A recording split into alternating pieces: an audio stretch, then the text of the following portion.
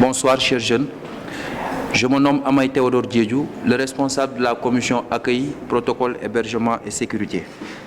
Donc dans le cadre de l'organisation des Journées mondiales de la jeunesse 2022, accueillie par le doyenné Plateau Médina, organisé par la paroisse, confiée à la paroisse de Saint-Dominique. Voici les quelques recommandations que je m'en vais partager avec vous.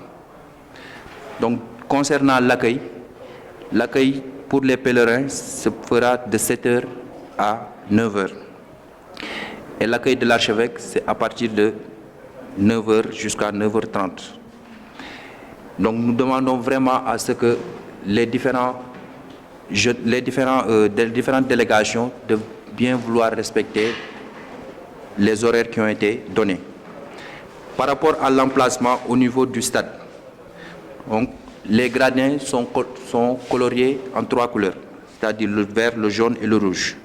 Donc pour les gradins jaunes, ils seront occupés par les doyennés de Ngazobil, les doyennés de Tchadjaï et les doyennés de Popenguine, le doyenné de Rufisque.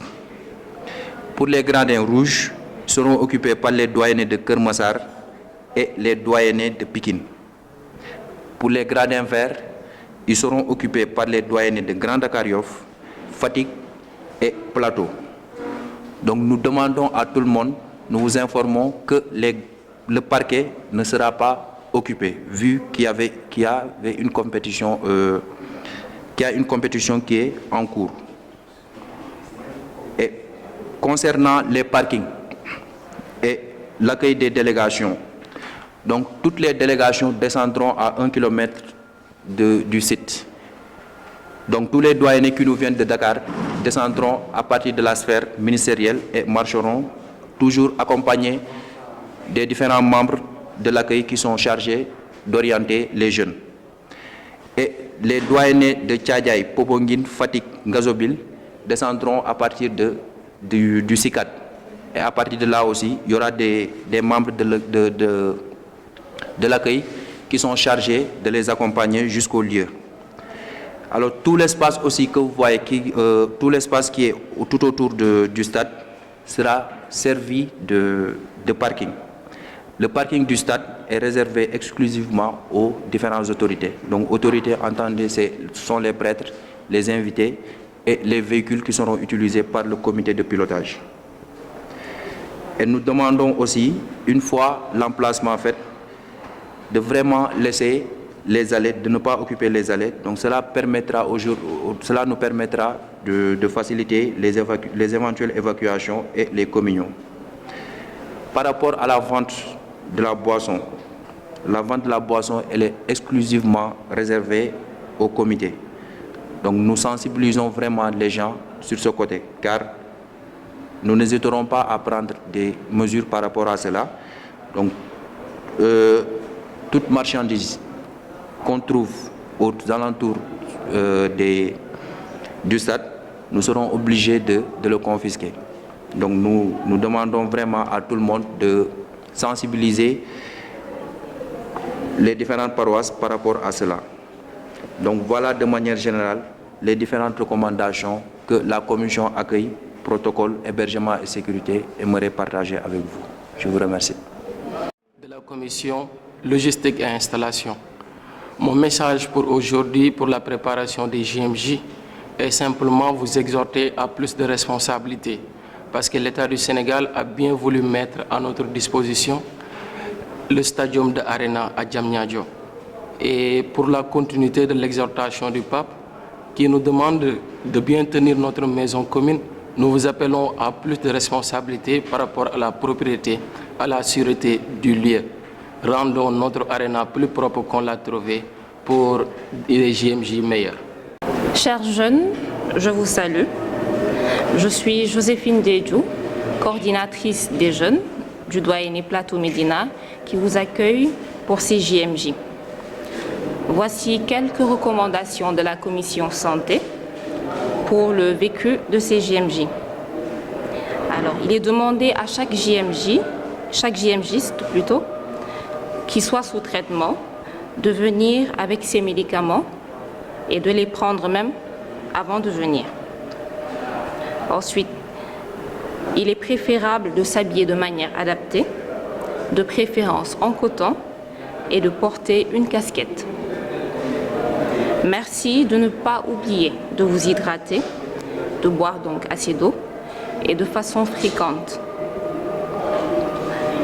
Il est également fortement déconseillé d'acheter de la nourriture aux alentours du stade. Enfin, en cas de soucis de santé, veuillez vous rapprocher des médecins. Je vous remercie. Bonjour, chers jeunes du doyenné Dakar Plateau Médina. C'est là que je me présente. Je m'appelle Edwige Marie-Olga Adek-Plovy, responsable de la commission restauration. Comme il est dit, un ventre vide ne peut pas s'arrêter, donc pour dire aux jeunes que les JMJ vous proposent des sandwichs à 700 francs, des fatayas à 600 francs, du tchakri à 300 francs. Et tout ceci dans l'enceinte de Dakar Arena.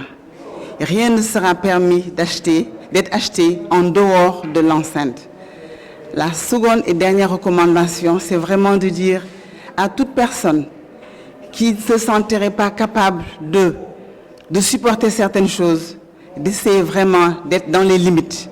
Dans les limites, c'est-à-dire, nous avons eu la chance de recevoir ce joyau. Essayons de le tenir propre et de mériter cette confiance qui nous a été accordée. Et que chacun s'en tienne à ça.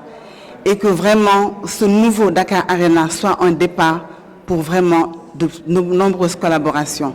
Je vous remercie.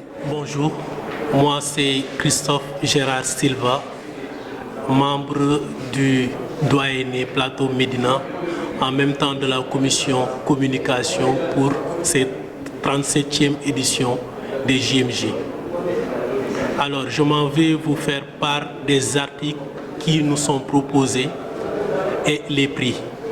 Ainsi donc, nous avons les polos qui sont au prix de 4 000 francs, les t-shirts au prix de 1 500, les casquettes au prix de 1 000 francs et les plaquettes au prix de 500.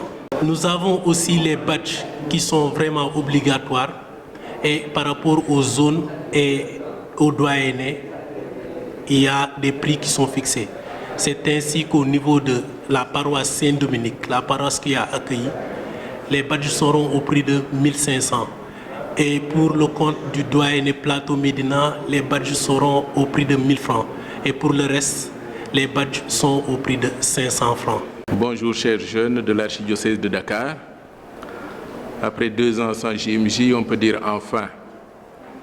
Nous reprenons en diocèse les JMJ.